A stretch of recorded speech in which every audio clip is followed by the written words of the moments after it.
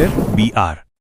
अंबेडकर की पुस्तक भगवान बुद्ध और उनका धम्म के चतुर्थ कांड, धर्म और धम्म का ये सारांश उसके केंद्रीय संदेशों को पूरी तरह से दर्शाता है। Doctor B.R.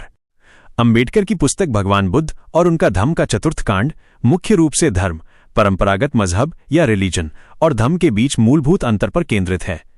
यहाँ अंबेडकर बौद्ध धम्म को एक नैतिक, तर्कसंगत और सामाजिक न्याय पर आधारित प्रणाली के रूप में प्रस्तुत करते हैं, जो परंपरागत धर्मों की रूढ़ियों, अनुष्ठानों और ईश्वर केंद्रित विश्वासों से अलग है। यह कांड धम्म की उपयोगिता, उसके सिद्धांतों और दुनिया को बदलने की क्षमता पर जोर देता है, विशेष रूप से शोषित वर्गों के लिए। कांड को विभिन्न भागों में विभाजित किया गया है, जो शाब्दिक अर्थ, तात्विक अंतर, बौद्ध जीवन मार्ग और धम्म की क्रांतिकारी भूमिका का वर्णन करते हैं।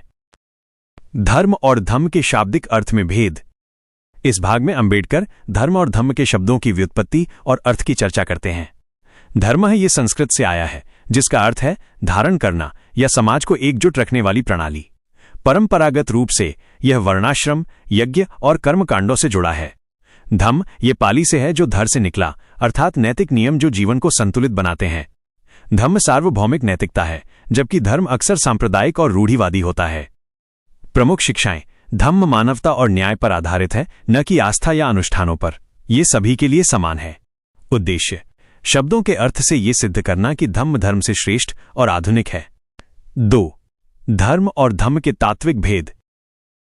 अंबेडकर यहां दोनों के सैद्धांतिक आधारों में अंतर स्पष्ट करते हैं। धर्म है, यह ईश्वर, आत्मा, मोक्ष, परलोक और कर्मकांडों पर आधारित है। इसमें पुजारी और मध्यस्थ की भूमिका होती है। यह असमानता को बनाए रखता है, जैसे जाति व्यवस्था। धम्म ये दुख निवारण, अष्टांगिक मार्ग और वर्तमान जीवन की नैतिकता पर केंद्रित है। इसमें कोई ईश्वर नहीं, ये वैज्ञानिक और मानव केंद्रित है। प्रत्येक व्यक्ति स्वयं जिम्मेदार है। प्रमुख शिक्षाएं। धम्म समानता, स्वतंत्रता और बंधुत्व को बढ़ावा देता है। धम्म में कोई दंड या पुरस्कार नहीं, बल्कि नैतिक परिणाम होते हैं। अंबेडकर पूछते हैं, धर्म दुनिया को क्यों नहीं बदल सका? उद्देश्य। दिखाना कि धर्म सामाजिक बंधन है, जबकि धम्म मुक्ति का साधन है। 3. बौद्ध जीवन का मार्ग।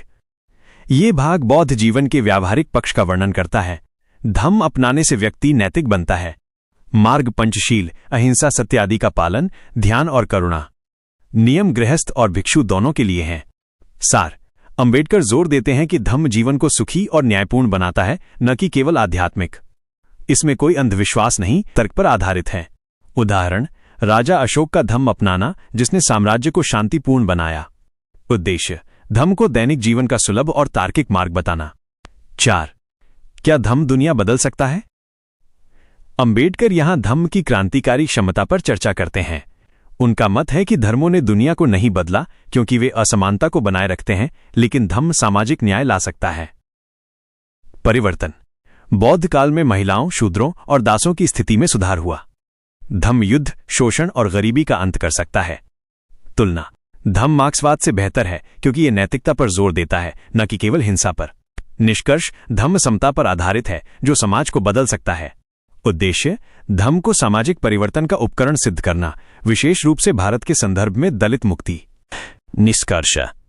ये कांड धम्म को परंपरागत धर्मों से अलग एक वैज्ञानिक, नैतिक और सामाजिक प्रणाली के रूप में स्थापित करता है। अंबेडकर ब्राह्मणवाद की आलोचना करते हुए धम्म को दलित मुक्ति का मार्ग और आधुनिक दुनिया की गरीबी, युद्ध और असमानता का तर्कसंगत समाधान बताते हैं। उनका अंतिम संदेश है कि धम्म अपनाने से व्यक्ति और समाज दोनों बदल सकते हैं, जो परंपरागत धर्म नहीं कर सके। क्या आप अगले कांड का सारांश या अंबेडकर के किसी विशिष्ट तर्क का विस्तार जानना चाहते हैं? अगर आपको ये वीडियो ज्ञानवर्धक और रोचक लगा तो द रियल स्टोरी को लाइक, शेयर और सब्सक्राइब करना न भूलें। हम आपके लिए ऐसे ही अनसुने और ज्ञानवर्धक कहानियां लाते रहेंगे। देखते रहिए द रियल स्टोरी। और हाँ, इस वीडियो को अपने दोस्तों के साथ शेयर करना बिल्कुल न भूलें, ताकि उन्हें भी पता चले कि आप कितने ज्ञानवर्धक वीडियो देखते हैं।